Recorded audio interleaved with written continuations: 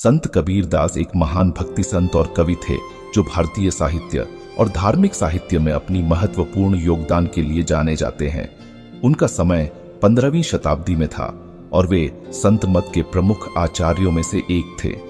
कबीर जी ने अपनी रचनाओं में सामाजिक और धार्मिक समस्याओं पर विचार किए और एक संत मार्ग का प्रचार प्रसार किया। उनके दोहे, भजन और अपनी भाषा में लोकप्रिय वाणी ने लोगों को ईश्वर की ओर आकर्षित किया। कबीर जी के उपदेशों में सत्य, निष्काम कर्म, सबका साथी बनना और धार्मिक एकता को बढ़ावा दिया गया। उनकी रचनाएं आज भी लोगों को प्रेरित करती हैं और उनके द्वारा बताए गए मार्ग को अनुसरण करने का प्रेरणा प्रदान करती है। आप भी इसे सुनिए और अच्छा लगे तो चैनल को सब्सक्राइब भी कर सकते हैं। संत कबीर जी कहते हैं, पोथी पढ़ी पढ़ी जग मुआ, पंडित भया ना कोई, एक के आखिर प्रेम का, पढ़े तो पंडित होए। कबीर जी ने इस दोहे में ज्ञान की महत्ता और सच्चे प्रेम की उच्चता को बताया है। इस दोहे में यह कहा गया है कि पुस्तकें पढ़ने से ही व्यक्ति पंडित नहीं बनता, बल्कि सच्चे प्रेम के माध्यम से ही व्यक्ति पंडित बन सकता है। यह दोहा सत्य की खोज में लगे रहने, अन्यों के साथ एकता में रहने और प्रेम भावना को महत्वपूर्ण बताता है। कबीर दास जी कहते हैं कि संसारिक किताबें पढ़ पढ़ के लोग चले गए, लेकिन कोई भी ज्ञानी नहीं बन सका। लेकिन जब कोई व्यक्ति अपने परमात्मा के नाम का सच्चे मन से स्मरण करता है तो उसको सच्चा ज्ञानी माना जाता है। वही परम तत्व का सच्चा पारखी होता है। मेरा मुंह में कुछ नहीं, जो कुछ है सो तेरा, तेरा तुझको सौंपता क्या लागे है मेरा। कबीर दास जी कहते हैं, मेरे पास मेरा कुछ भी नहीं है, जो सब कुछ मिला है वो तेरा या प्रभु का ही दिया हुआ है। पैसा, शान, शोहरत सब भगवान का ही है। मैं भगवान की दी हुई चीजें भगवान को ही समर्पित करता हूँ। इसका वर्णन भगवत गीता में भी है। इसमें मन पर नियंत्रण को स्थिर और वशीकृत करने का महत्व बताया गया है। गीता में कहा गया है कि मन अगर असंतुलित हो तो यह व्यक्ति को असफलता की ओर ले जाता है। इसे वश में करने के लिए योग, ध्यान और उच्च आदर्शों की प्राप्ति में सहारा लिया जा सकता है। जिस मरने थे जग डरे, सो मेरे आनंद, कब मरी हूं कब देखी हूं, पूरन परमानंद। कबीर दास की कहते हैं, जिस मृत्यु से संसार डरता है वो मृत्यु मेरे लिए आनंद है। कबीर दास जी कहते हैं कि कब मैं मरूंगा और कब ईश्वर के दर्शन करूंगा। मृत्यु के बाद ही ईश्वर के दर्शन हो पाएंगे। इसमें व्यक्ति की मृत्यु को देखकर जगह जगह डर रहता है, परंतु संत कबीर जी कह रहे हैं कि उनके लिए मृत्यु आनंद का कारण है।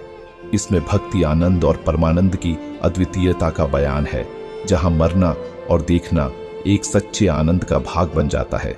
कबीर माया पापनी, हरि सूं करें हराम, मुखी खड़ियाली कुमति की, कहन न देई राम। कबीर दास जी कहते हैं कि माया बहुत ही पापिन है। ये लोगों को अपने भगवान या परमात्मा से विमुक्त कर देती है, अपने मुख पर दुर्बुद्धि की कुंडी लगा देती है और राम नाम का जप नहीं करने देती। उनका कहना है कि माया वाली दुनिया पापी है और हरि की भक्ति करना इसे अव्यापारिक बना देता है।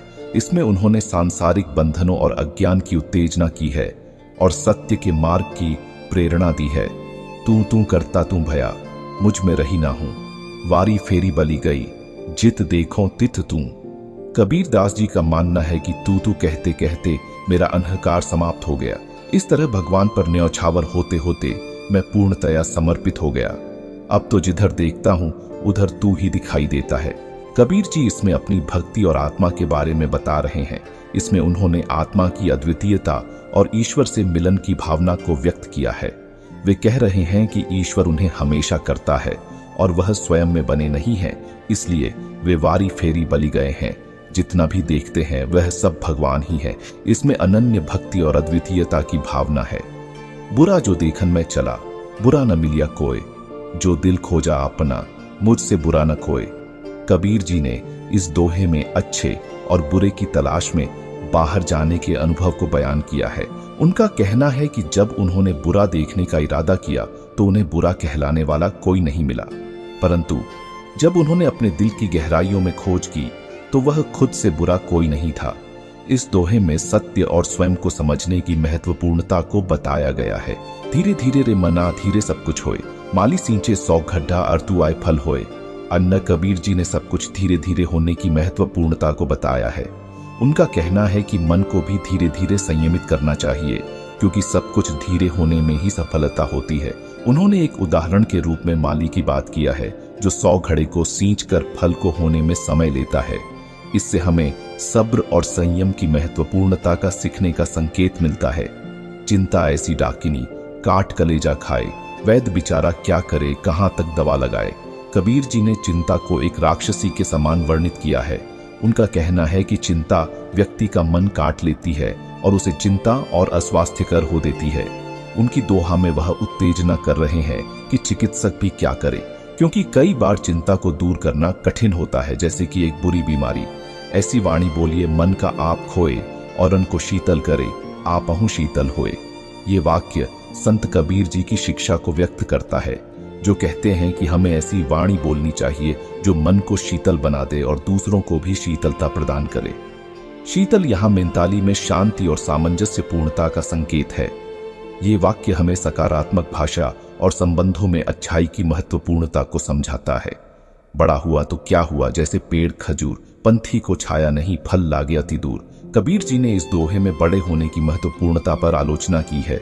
उनका कहना है कि बड़ा होना अगर किसी को और भी उच्च बनाने में मदद कर रहा है तो ही उसका सार्थक है, जैसे कि खजूर का पेड़ जिसे छाया नहीं मिलता और उसका फल अत्यंत दूर लगता है। इससे हमें यह सीखने को मिलता है कि सफलता अपने आत्मा की उच्चतम अद्भुतता में है और सिर्फ बड़े होने से ही नहीं। हम आशा करते हैं कि आपको यह वीडियो पसंद आया होगा। हमें कमेंट करके आप बता सकते हैं और साथ ही वीडियो को लाइक और शेयर भी कर सकते हैं। धन्यवाद।